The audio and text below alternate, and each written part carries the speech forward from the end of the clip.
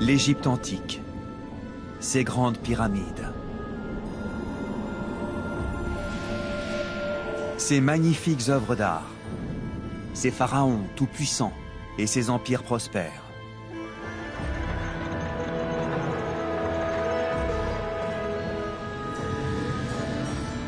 De toutes les civilisations anciennes, l'Égypte est la plus fascinante par son iconographie spectaculaire et son rayonnement culturel unique. Mais quand les derniers pharaons ont disparu avec leur civilisation, ils ont emporté dans leur tombe un terrible secret. Celui d'un peuple opprimé qui s'est soulevé pour renverser ses maîtres et faire trembler les grands souverains d'Égypte.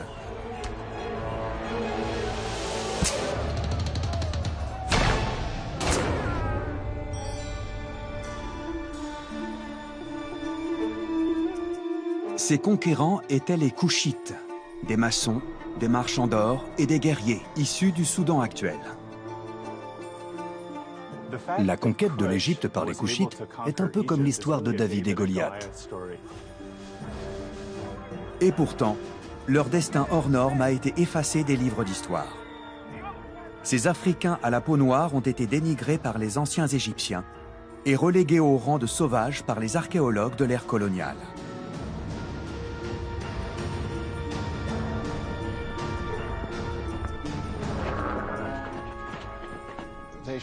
Ils sont représentés comme des hommes enchaînés, ligotés aux pieds du pharaon. C'était presque du profilage racial. Après des siècles de dénigrement, l'histoire du royaume de Kouch est en train de refaire surface. Des archéologues fouillent le sol du désert sans relâche.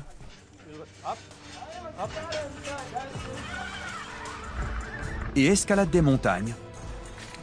Ça donne quoi? C'est intact? Ça fait un peu peur. Ne tirez pas sur la corde. Pour exhumer les secrets des mystérieux pharaons noirs qui ont mis l'Égypte à genoux.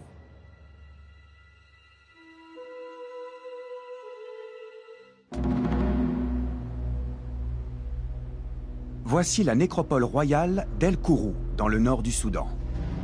L'équivalent de la vallée des rois en Égypte.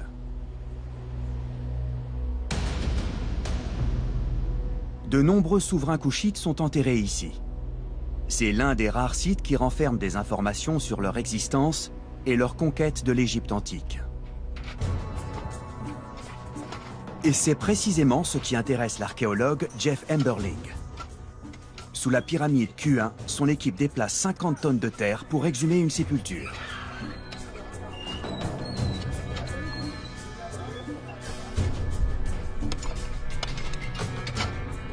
L'archéologue espère y découvrir l'identité du roi qui a fait construire cette pyramide et sa place dans le royaume de Kouch.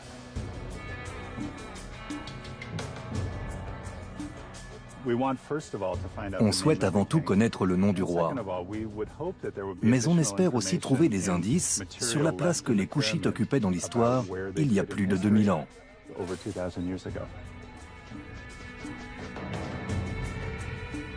Les Koushites ont laissé très peu de traces écrites, et la plupart de leurs tombeaux et de leurs temples ont été détruits. La pyramide Q1 ne fait pas exception à la règle. Avant que les intempéries et les pilleurs ne la détruisent, elle mesurait près de 4 fois sa taille actuelle.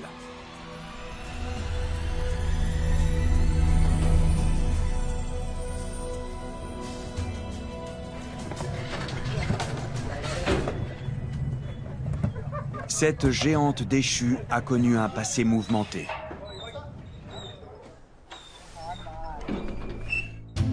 Au début du XXe siècle, un archéologue américain nommé George Reisner exhume de nombreux monuments koushites et découvre les tombeaux des grands souverains du royaume.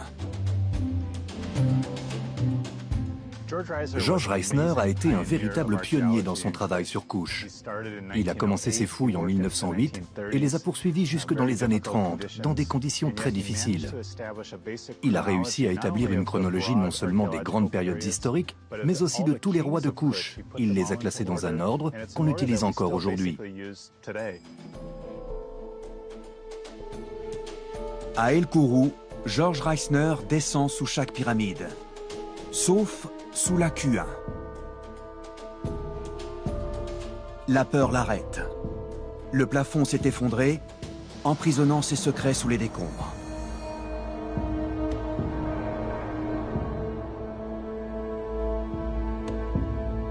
L'archéologue vient de perdre 5 hommes dans un éboulement, et il décide de rentrer chez lui. Cette idée a parfois traversé l'esprit de Jeff Emberling. Quand on lit les notes de Reisner sur ses fouilles à El Kourou, on voit qu'il a arrêté les recherches pendant 2 semaines. Il mentionne un mot de son médecin qui lui dit de ne pas s'inquiéter autant. Mais je peux comprendre ses craintes, rien qu'en fouillant une seule des pyramides, car c'est très risqué. Le risque zéro n'existe pas. Mais sans risque, pas de récompense. Et comme George Reisner le découvre sur un autre site funéraire, la découverte est parfois éblouissante.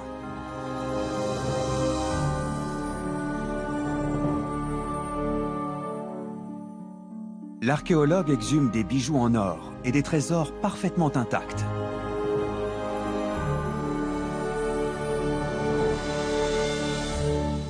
De véritables chefs-d'œuvre enterrés avec les rois couchites pour les accompagner après la mort. Tout archéologue rêve de découvrir des trésors complètement mirifiques. On sait que ces tombeaux étaient extrêmement précieux car ils contenaient des objets en or et en argent. De magnifiques représentations de la religion, du statut et du prestige de ces riches rois. Voilà ce qu'on s'imagine trouver.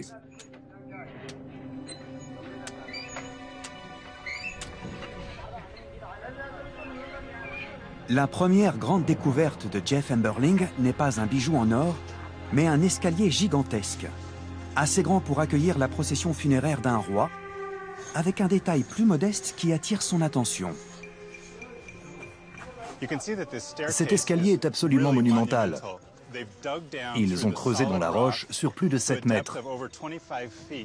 Et vous voyez tout en bas l'ouverture d'origine et juste au-dessus, un trou irrégulier à peu près de la même hauteur. Ce trou a été creusé par des pilleurs. Des pilleurs qui connaissaient forcément les lieux. Peu de personnes savaient qu'en creusant, elles trouveraient un accès à cette hauteur. Il est à plus de 4,50 m de la surface du sol. La chambre interne de cette pyramide est inhabituellement haute. Seuls les hommes qui l'ont construite pouvaient savoir qu'en creusant au-dessus de la porte, ils tomberaient directement sur la chambre. Mais jusqu'où sont allés les pilleurs? Et qu'ont-ils emporté? Jeff Emberling ne tarde pas à le découvrir. Il a déjà creusé au-delà de l'éboulement qui avait découragé George Reisner.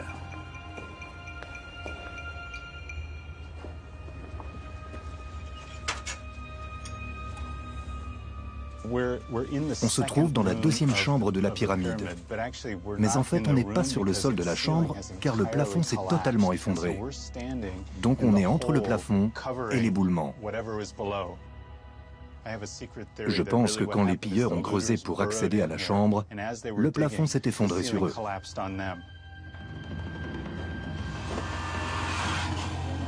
Jeff Emberling doit prendre des précautions pour éviter la même catastrophe.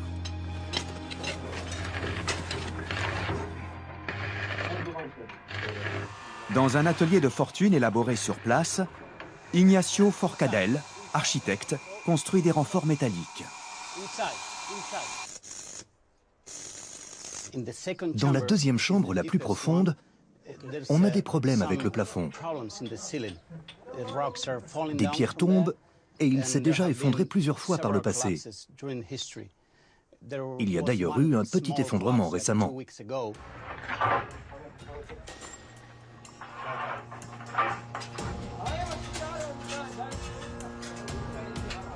Une fois installés, les renforts métalliques devraient empêcher de nouvelles chutes de pierres et permettre à l'équipe de poursuivre les fouilles.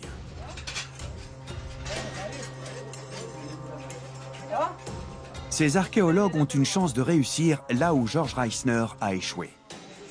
Ils pourraient ainsi réparer une grave méprise commise par leurs prédécesseurs.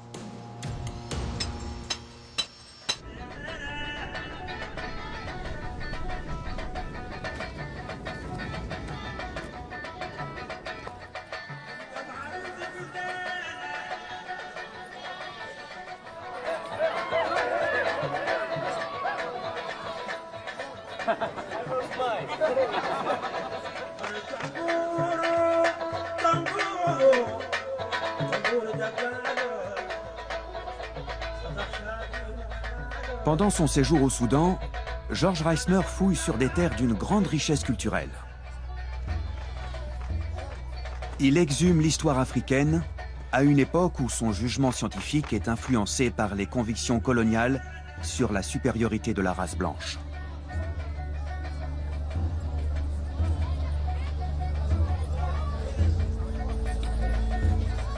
Malgré son immense admiration pour les pyramides qu'il découvre, il refuse de croire qu'elles ont été construites par des indigènes de couleur noire.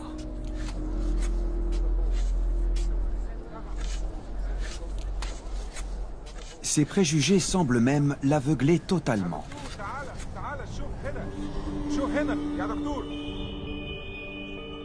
En 1916, lorsqu'il déterre des statuettes en granit noir représentant les rois de Kouch, il les considère comme fausses. Il affirme au contraire que tous les souverains et les hommes à l'origine de ces monuments étaient des étrangers à la peau claire. Cela contredisait tellement ses convictions profondes sur les habitants du Soudan qu'il trouvait difficile d'accepter brusquement la réalité.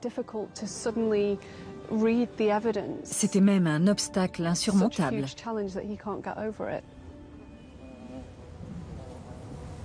Ce que l'archéologue écrit au sujet de Kouch en dit long sur ses opinions personnelles. Cette race semble être le fruit de la pauvreté et de l'isolement de ce royaume. Un croisement entre négroïdes et égyptiens qui aurait vu le jour sur ces rives désertiques, trop éloignées et misérables pour accueillir une race supérieure. Mais George Reisner n'est pas le premier ni le dernier à déprécier la civilisation Kouch.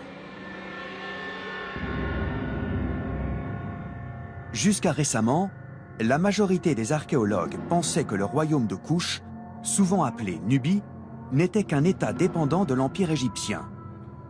Une source d'or en temps de paix et d'esclaves en temps de guerre. Les Égyptiens ont été les premiers à entretenir cette rumeur à cause de leur relation instable avec les Kouchites. Une relation qui remonte à la naissance des deux nations.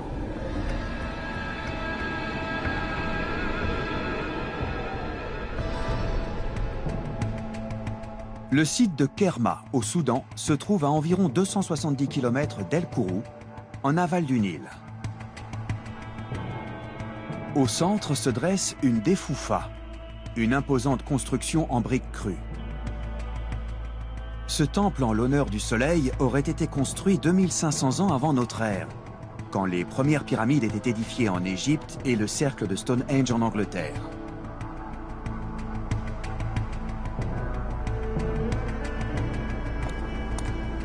D'après l'archéologue Salah el-Din Mohamed Ahmed, ce serait l'un des plus anciens monuments d'Afrique.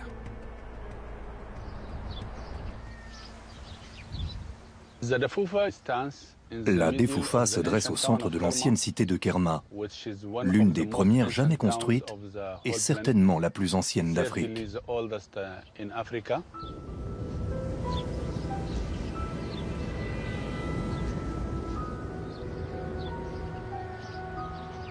Cet édifice est aussi l'un des plus anciens exemples africains de briques fabriquées par l'homme. Les techniques de maçonnerie étaient donc comparables à celles utilisées en Égypte. Autour du même site de Kerma se trouvent certaines des plus anciennes sépultures du continent. Ces découvertes archéologiques attestent d'une civilisation déjà très avancée, 2500 ans avant notre ère, à l'époque de l'avènement de l'ancien empire pharaonique en Égypte.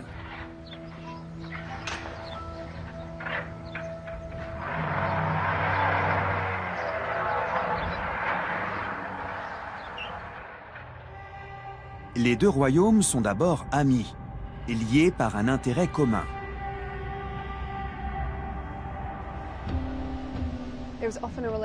C'était une relation fondée sur le commerce. Dans certains tombeaux égyptiens, des fresques représentent des Soudanais venus rendre hommage aux défunts, comme c'était souvent le cas en Égypte. Ils apportaient des peaux de léopard, des singes ou des pierres précieuses.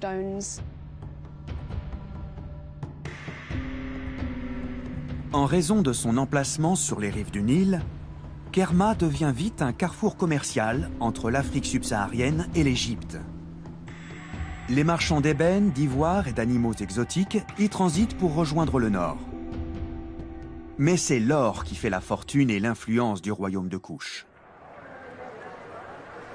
Il est extrait de la vallée du Nil et vendu à l'Égypte. Les Égyptiens ont un appétit insatiable pour les bijoux, les sarcophages et les masques funéraires en or rendus célèbres par Toutankhamon.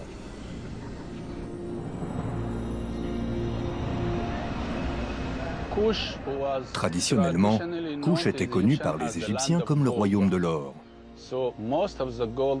La majeure partie de leur or venait de Nubie, notamment de cette région, et aussi du désert oriental à l'est de Kerma.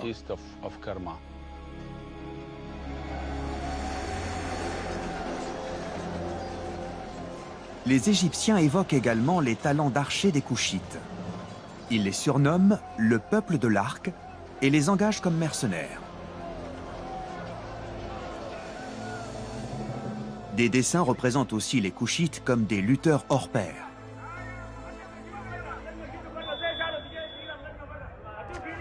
Une tradition encore vivace aujourd'hui au Soudan.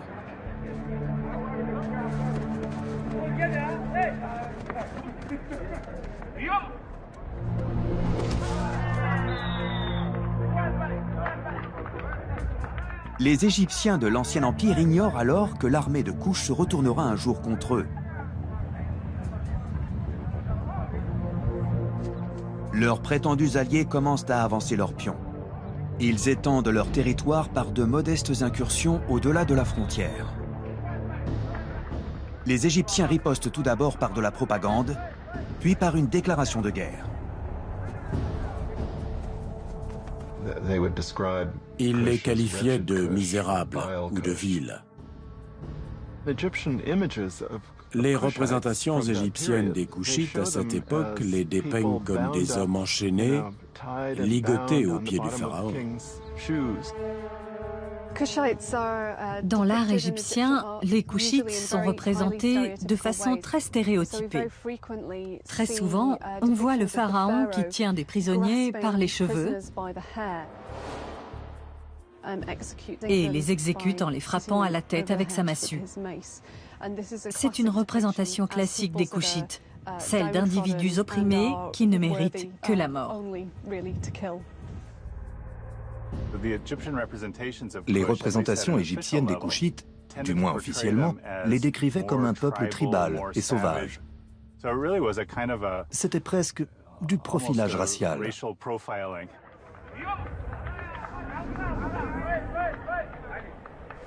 Ces stéréotypes permettent aux Égyptiens de justifier une invasion militaire. Vers 1500 avant notre ère, le pharaon Thoutmôsis Ier envahit le royaume de Kouch pour éliminer une menace grandissante et pour accéder à l'or tant convoité. Son armée descend vers le sud, jusqu'à atteindre une montagne sacrée baptisée Jebel Barkal, qui signifie « montagne pure ».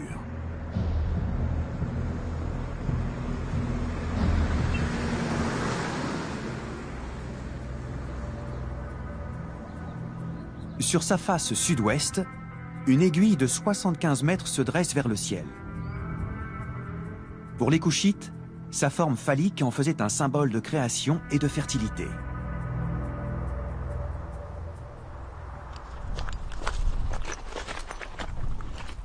Mais d'après l'archéologue Tim Kendall, les Égyptiens ont vu dans cette formation rocheuse une signification plus spirituelle. Pour les anciens Égyptiens, le pic immense sur la face sud donnait à la montagne toute son importance. Il leur évoquait plusieurs éléments religieux fondamentaux. D'un côté, on dirait un cobra prêt à attaquer, de l'autre, un roi debout, Osiris, le premier roi mythique de l'Égypte.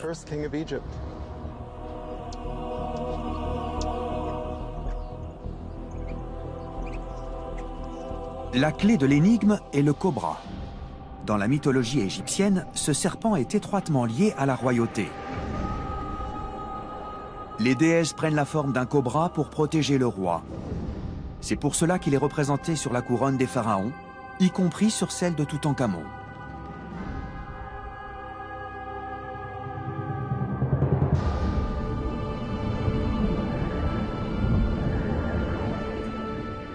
D'après Tim Kendall, c'est sûrement un prêtre présent lors de l'invasion qui, le premier, voit cette image.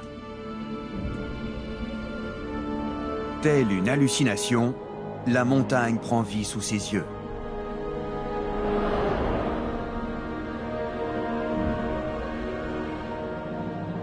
Jebel Barkal est même proclamé lieu de naissance du dieu des dieux, Amon.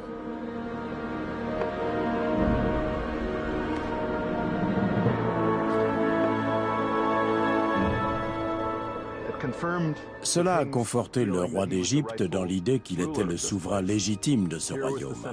C'était la terre du dieu primitif qui avait offert un royaume au premier pharaon, et comme il en était l'héritier, il avait le droit de s'emparer de Couche. Une fois consacré, Jebel Barkal est représenté très tôt dans l'art égyptien. Sur ce dessin, Ramsès II fait une offrande au dieu Amon. Amon est assis sur un trône à l'intérieur d'une montagne qui ne peut être que Jebel Barkal.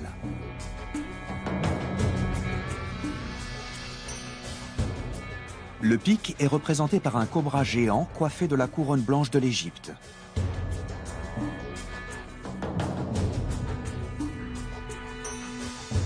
Cette gravure a été découverte dans le temple d'Abou Simbel, construit à la demande de Ramsès II près de la frontière couchite. Ramsès II s'était rendu à Jebel Barkal.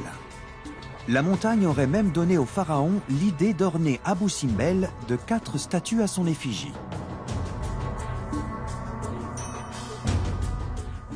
Abou Simbel est célèbre pour ses 4 statues colossales à l'entrée. Je pense que lorsque Ramsès est venu ici, il a vu 4 statues sur la montagne. Les Égyptiens ont longtemps cru qu'il y avait bien 4 silhouettes sculptées dans la paroi. Mais en fait, ce sont des formations naturelles. Rien n'a été taillé.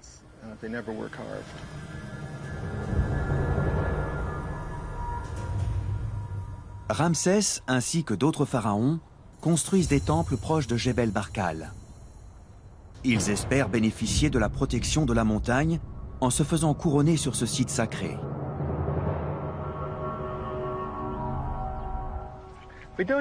On ne sait pas exactement ce qui s'est passé dans ce temple, mais on pense que le pharaon est venu ici pour se faire couronner. Il est entré dans cette chambre accompagné du dieu Amon, sous forme de statue, bien sûr. Les 2 figures, celle du père et du fils, se sont unies avec le dieu Osiris. Dans la mythologie, Osiris était le premier roi d'Égypte. Il s'est avancé, il a gravi les marches et s'est assis sur le trône.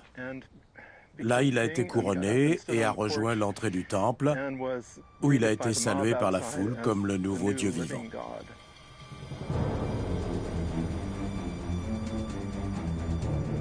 Au fil des années, la légende de Jebel Barkal grandit, ainsi que l'influence égyptienne sur le royaume de Couche.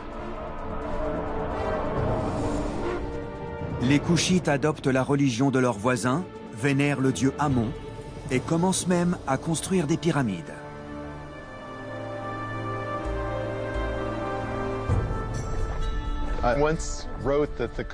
J'ai écrit que les Couchites étaient les premiers égyptophiles, mais je pense que c'est plus compliqué que ça. En fait, ils ont adopté une vision du monde établie depuis longtemps et qui leur correspondait parfaitement. Il faut voir cela sous l'angle de l'oppression impériale. Initialement, Kouch a été conquis par l'Égypte. Et pour survivre, ses habitants ont dû s'adapter à la culture égyptienne. Pour employer un terme plus contemporain, ils ont dû se faire passer pour des Égyptiens. Pendant 300 ans, les Égyptiens occupent le royaume de Kouch et imposent leur culte du dieu Amon. Une immense ferveur religieuse est née à Jebel Barkal. Mais cette annexion embrasera bientôt toute l'Égypte et hissera les Kouchites sur le trône des pharaons.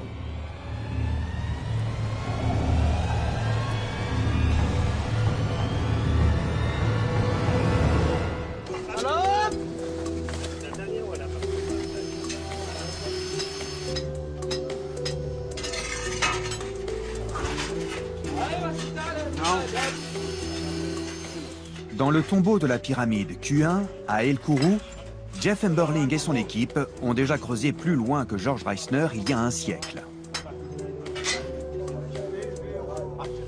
La mission est presque achevée et les finances sont au plus bas, quand soudain, ils sont récompensés par une découverte inattendue.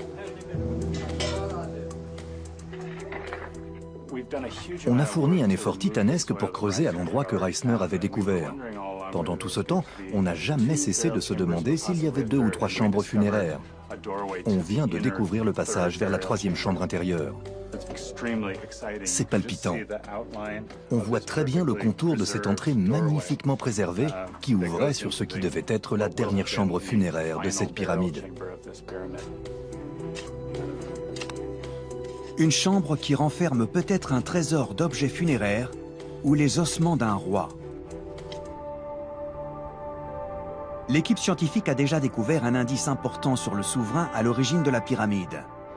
Il a choisi l'emplacement de son tombeau avec une attention toute particulière. Ce tombeau est adjacent à une autre chambre funéraire plus modeste, mais qui a peut-être accueilli le plus puissant des rois kouchites. Sur cette stèle gisait le corps de Pianki, le roi à la peau noire qui a conquis l'Égypte.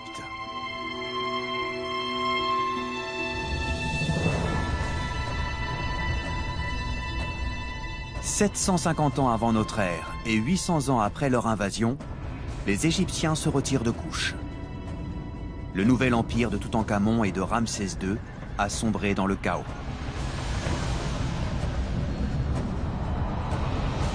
Les seigneurs de Libye se battent pour contrôler le nord, tandis que les prêtres d'Amon tentent de maintenir une unité au sud.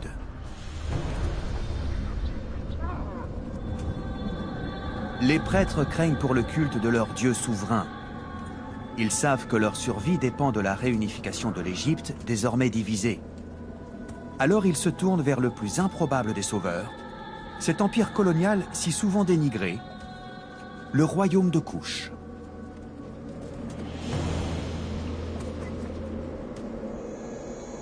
Le nouveau roi kouchite, nommé Pianki, est un fanatique d'Amon. Il s'empresse de répondre à leur appel au secours. Il fait le serment de repousser les rois libyens, galvanisé par la conviction qu'Amon est de son côté.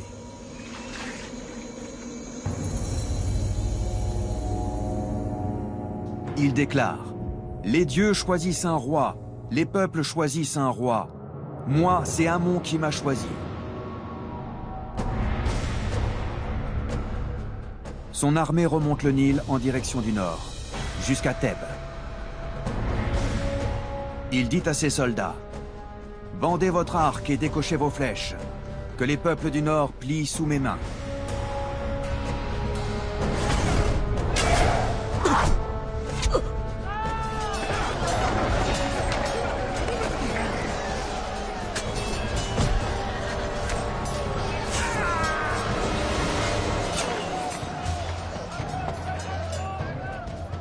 Ses ennemis ne tardent pas à le supplier de les épargner. « Sois miséricordieux !» s'exclame un roi libyen. « Je ne peux regarder ton visage de honte. Je ne peux rester debout tant ta flamme me brûle. Je tremble devant ta toute-puissance.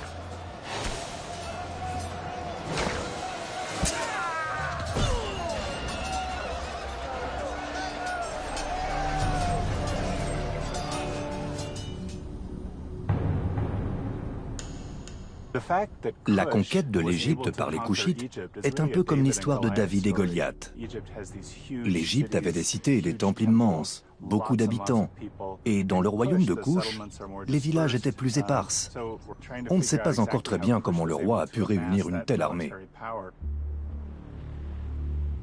Malgré ses faibles chances de victoire, Pianki et ses successeurs deviennent la 25e dynastie pharaonique d'Égypte. Ils contrôlent une zone prospère qui s'étend de l'actuelle ville de Khartoum à la Méditerranée, devenant ainsi les rivaux de l'Assyrie et de la Grèce toute puissante. Pianki affirme devoir sa victoire à Amon. Sur une fresque représentant son couronnement, c'est le dieu lui-même qui sacre le nouveau pharaon. La déesse Mout, mère de tous les dieux, regarde Pianki s'incliner devant Amon.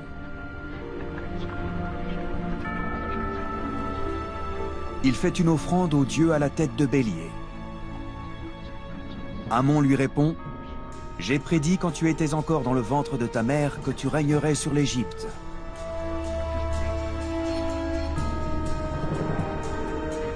Il présente alors à Pianki la couronne rouge de la Basse-Égypte et la couronne blanche de la Haute-Égypte, unifiant ainsi ce royaume divisé.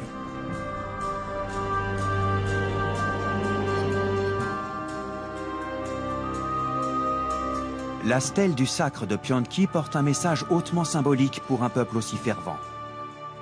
Une superbe leçon de propagande. Le pouvoir politique a toujours été lié aux croyances religieuses. Pour convaincre le peuple que son règne était légitime, le roi devait être croyant. Il s'en servait pour tout contrôler, les mines d'or, les routes commerciales, tout. Le même phénomène se produit aujourd'hui. L'histoire n'est qu'une éternelle répétition.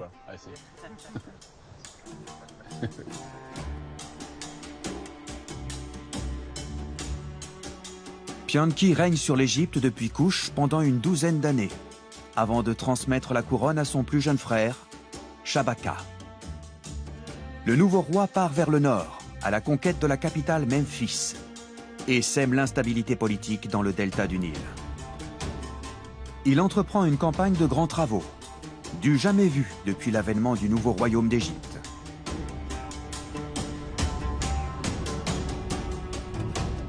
Shabaka, tout comme son frère avant lui, a la réputation d'être un chef puissant et clément.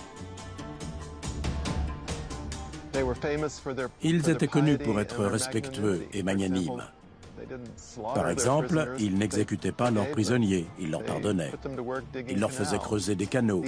Ce comportement n'était pas du tout caractéristique des anciens rois.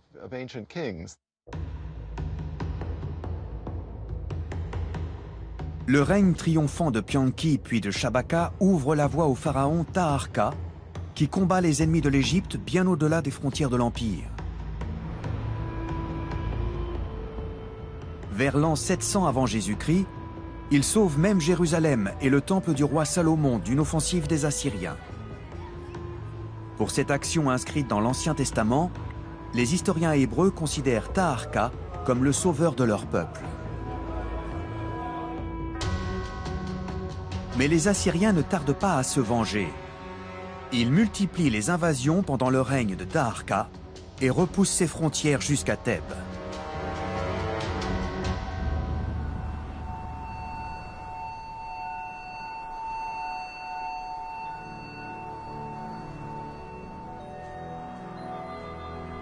À sa mort, le pharaon n'est pas enterré à El Kourou comme ses prédécesseurs. Il se fait construire sa propre pyramide, non loin de là, à Nouri. D'après Tim Kendall, ce choix serait lié à un événement surnaturel. Lors du Nouvel An de l'Égypte antique, vu de la montagne de Jebel Barkal, le soleil se lève derrière le sommet de la pyramide de Taharka.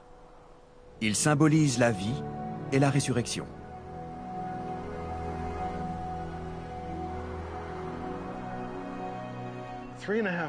Trois mois et demi après le Nouvel An, quand on regarde le Jebel Barkal du sommet de la pyramide, le soleil se couche juste au-dessus de l'aiguille. Et l'aiguille ressemble au dieu Osiris. Le coucher du soleil symbolise la mort du dieu. C'est précisément au moment de la décrue du Nil que la fertilité prend fin et que le dieu est censé mourir. Il naît le jour du Nouvel An et il meurt 3 mois et demi plus tard, lors de la décrue. Il ressuscite tous les ans et des milliers de fois, année après année.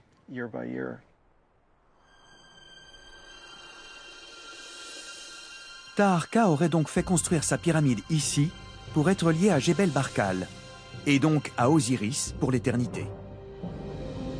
Déjà, de son vivant, le pharaon était étroitement lié à la montagne sacrée. Il a fait graver une inscription immense au sommet du pic. En 1987, Tim Kendall est le premier à l'observer de près. Dans les années 30, des Britanniques qui observaient la paroi de la montagne avec des jumelles ont vu qu'il y avait des bribes d'inscriptions humaines au sommet, mais elles étaient totalement inaccessibles. Je n'étais pas un grimpeur, mais je voulais à tout prix découvrir ce que c'était. Alors je me suis improvisé alpiniste pour résoudre cette énigme. Je ne sais pas si je recommencerai.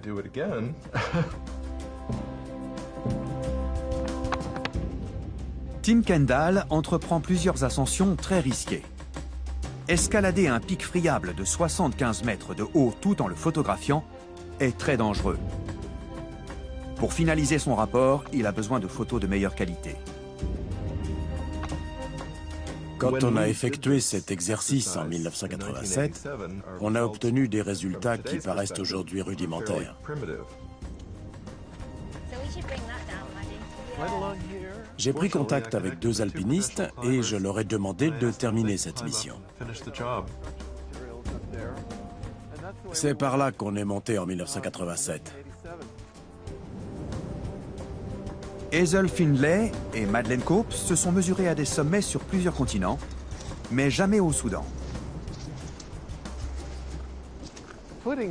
Le sol est très glissant, alors tenez-vous bien. On peut s'équiper? Oui. Quand on est monté en 1987 et 1989, on n'avait que des diapos. C'était avant l'ère numérique. Nos moyens techniques sont bien meilleurs aujourd'hui. C'est formidable de pouvoir recommencer pour obtenir de bien meilleures photos. Hazel choisit la voie à prendre, tandis que Madeleine l'assure d'en bas. Il y a 60 mètres de roche friable entre Hazel et l'inscription laissée par le puissant pharaon de Kouch. Hazel voit déjà des traces de constructions anciennes. Des trous profonds creusés dans la paroi en grès dur. Dans ces trous étaient insérées les poutres en bois d'un échafaudage géant. Les hommes ont dû construire l'ossature à partir du sol et se servir d'un système de grue pour hisser chaque poutre.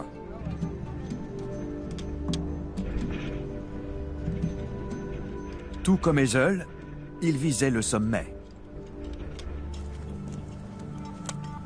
Elles abordent la phase difficile. C'est tout droit à partir d'ici. Elles n'ont pas beaucoup de prise. J'espère que ça va aller. Hazel arrive enfin au sommet.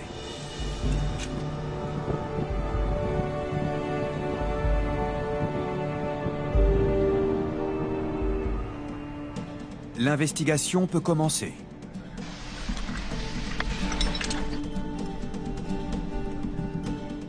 Elle redescend en rappel le long de la paroi pour chercher les inscriptions sculptées par les Kouchites il y a plus de 2600 ans.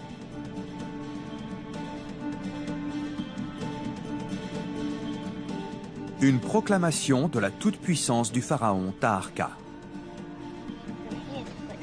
Je fais attention à ne pas rester coincé sur la paroi. Je vais vers la gauche. Un peu plus bas.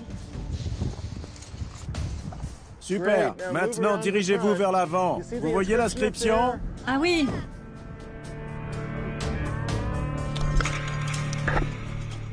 Ça ressemble à quoi? Elle s'effrite. On dirait que l'extrémité gauche s'est désagrégée.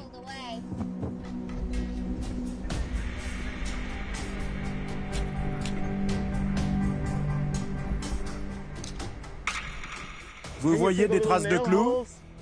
Oui, je vois des petits trous. Oui.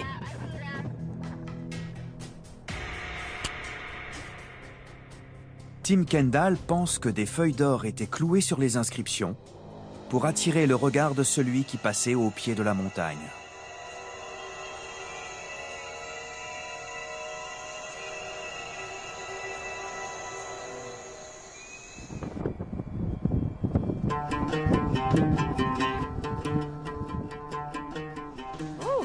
Bravo! Je peux vous embrasser? Oui. C'était formidable. Bravo! Bien joué. Merci. Super! Quelle victoire! J'ai hâte de voir les photos pour voir ce qu'on a raté la première fois. Je n'ai même pas de photos de ça. C'est un très beau cliché. C'est nouveau. Je n'ai jamais vu ça. On ne savait pas si c'était naturel ou non. C'était très profond. Ils ont vraiment hissé des pierres et du ciment. Oui. C'est formidable de pouvoir ajouter ces clichés au rapport final 28 ans plus tard. C'est fantastique. Ouais, c'est ça. C'est la dernière pièce du puzzle. Les inscriptions à moitié effacées sur la paroi sont une déclaration du statut divin de Taharqa et un pied de nez aux Assyriens qui l'ont poussé hors d'Égypte. Il les qualifie de bédouins.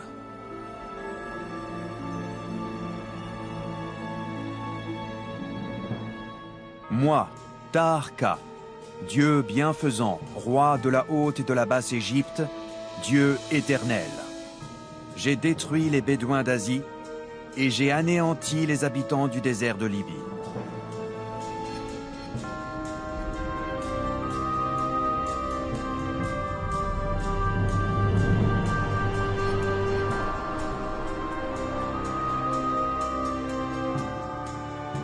Taharqa a beau être un guerrier impitoyable, à la fin de sa vie, il ne contrôle plus qu'une petite partie de l'Égypte. Ses successeurs persistent à se déclarer malgré tout les pharaons des deux royaumes. En 593 avant Jésus-Christ, excédé par leur affirmation péremptoire, le pharaon égyptien Psamétique II envoie une armée à Couche. Il le fait aussi par vengeance personnelle. Des années plus tôt, un pharaon couchite a exécuté son arrière-grand-père et Psamétique II est bien décidé à rayer de l'histoire la 25e dynastie Couche. Il fait détruire toutes les statues à l'effigie des pharaons noirs et effacer tous les noms gravés sur les monuments.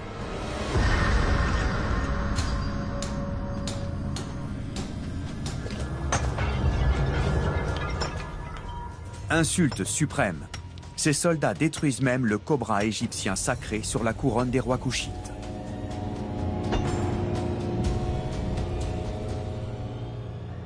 Psamétique II a atteint son objectif. Il a réécrit l'histoire.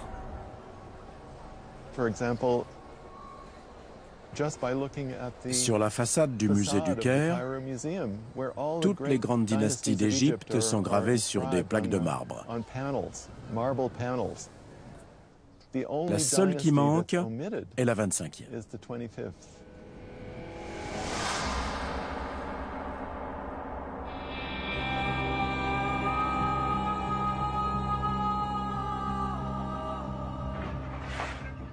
À El Kourou, la découverte de la 3e chambre funéraire a redonné le sourire à toute l'équipe. Mais le permis de fouille de Jeff Amberling vient d'expirer. Il doit partir dans 2 jours.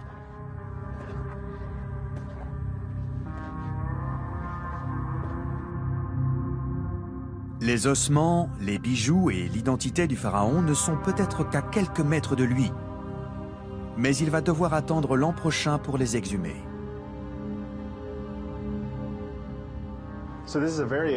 C'est à la fois palpitant et très décevant.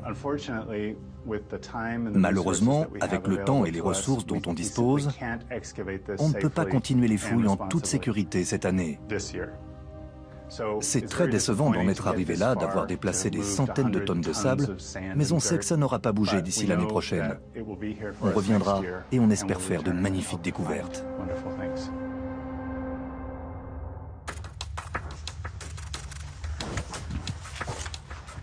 Avant son départ, l'archéologue est invité à participer à des fouilles sur un autre site.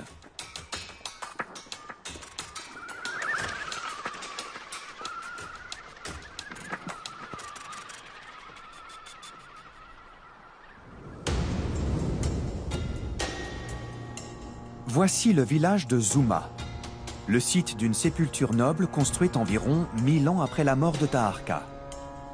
L'Empire est alors en déclin. Une nation africaine rivale s'apprête à porter le coup de grâce aux Koushites. La chrétienté va bientôt métamorphoser la région.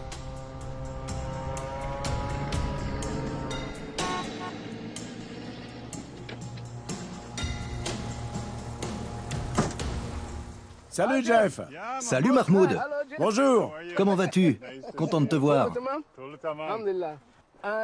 J'ai quelque chose à te montrer. Viens. À Zouma, l'archéologue Mahmoud El Tayeb a découvert un trésor.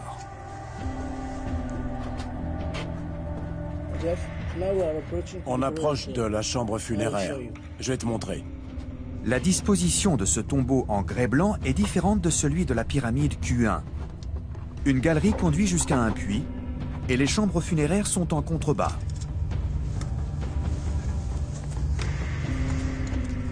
Jeff Emberling envoie l'un de ses robots en exploration.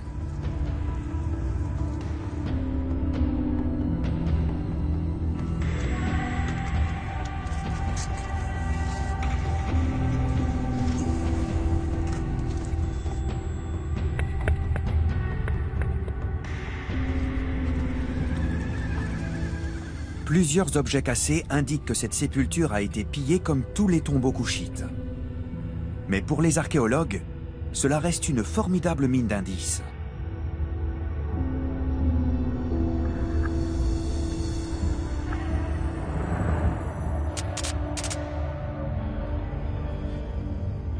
Incroyable. C'est fou. On voit une cruche avec un long cou dans le fond. Un autre type de cruche à bière. Allons voir vers la droite. Il y a un pot et un bol. Qu'est-ce qu'il y a dans le bol? Une pierre. Elle est tombée en plein dans le bol. Oui. Waouh. Autre détail étonnant, ce mur de briques qui semble avoir été construit hier.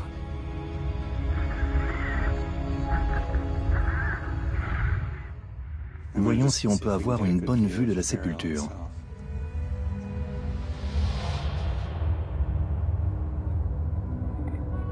Enfin, les archéologues distinguent les ossements du roi, ou tout du moins du noble qui repose dans ce tombeau. Ce n'est que le début d'une longue aventure. Il faudra plusieurs années de recherche pour déterminer sa place dans l'histoire du Soudan.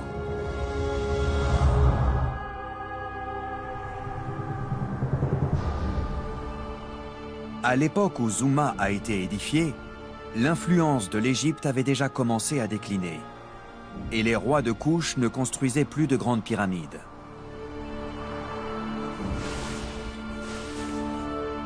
Leur apogée n'a duré qu'un siècle. Mais en un temps très court, ces Africains opprimés ont réussi à détrôner une dynastie toute puissante et à s'imposer parmi les grands souverains de l'Ancien Monde.